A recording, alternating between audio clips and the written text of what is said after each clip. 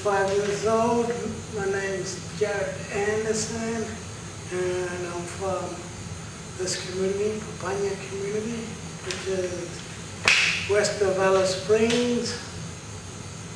And I like working with young students, probably from 13, 14, 15 upwards, and like doing a lot of sports. Cool.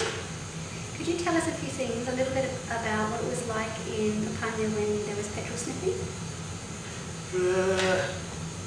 It was really, really hard, and things like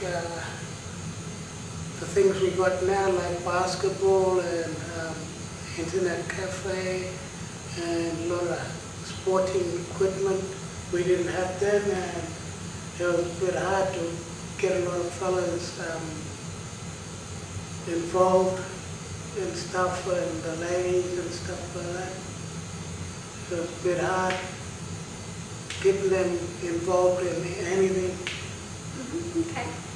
How did petrol sniffing affect families? It affected families in a lot of ways, because the kids of their mother and fathers would not listen to mother and fathers. They'd go off doing their own thing and just coming whenever they feel hungry or whenever they felt like coming to the house, and that's when the mother and fathers would reject them and tell them to go away because they didn't listen in the first place, and that sort of made the petrol sniffers angry and want to keep going more to sniff. Okay. How did bringing Opal Fuel in change the petrol sniffing? First, it was non-sniffable fuel, so it wasn't much more effective in a way. It wasn't stronger than unleaded and stuff like that, so it made him look for other materials to get high on. Right. But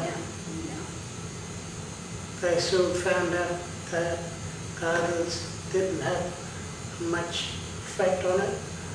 Like they went from sniffing to sniffing spray or glue, inhaling glue and stuff like that, but they found out that the petrol and the glue and stuff didn't affect them more than the petrol sniffing unleaded. Okay. What can communities do to help get rid of petrol sniffing? Other ideas or other things can they do? Don't give up on them, and just try help them out in any way they can, and not to give up too soon, because one day they'll turn around and listen. Just give them time and they'll listen. Okay. Do you think bringing in Opal Fuel was a good idea for Papunya? The Opal Fuel was sort of the result of the petrol sniffing going away, but I think it was more of the community itself to be really, really strong and not give up and fight to stop petrol sniffing, because what sort of things did the community do to fight? Like how did they, what things did they do?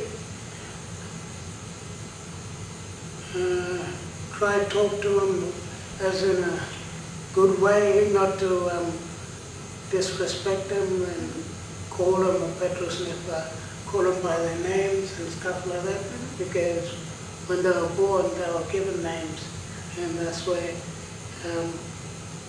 the respect was given in this community to call them by their name instead of calling them petrol sniffers, because they're not petrol sniffers, or they're not bad people. You can't call people bad, you just call them by their name.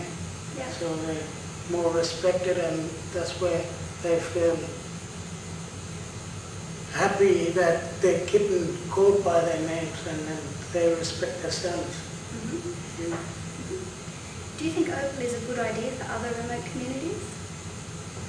I think it's really, really good, because it gives the change to live.